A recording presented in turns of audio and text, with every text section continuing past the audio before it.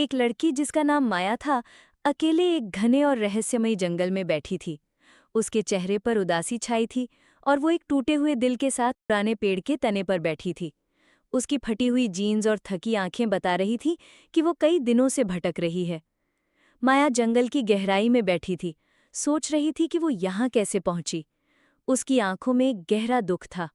वो कुछ खो चुकी थी, शायद कोई अपना या खुद को ही। तभी एक चमकदार नीली रोशनी उसकी गोद में गिरी।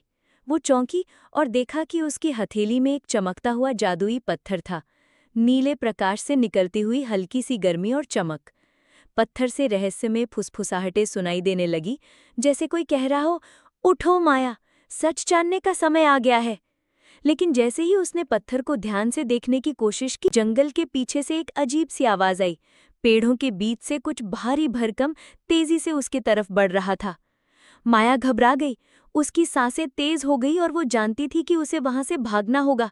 वो उठी और पूरी ताकत से दौड़ने लगी, लेकिन जंगल गहराता जा रहा था, रास्ता उलझता जा रहा था। भागते हुए उसे एहसास हुआ कि ये सिर्फ एक जंगल नहीं था, ये उसके डर, दर्द और यादों का जाल था, और उस चमकते पत्थर के अंदर शायद उसे उसका जवाब मिल सकता था।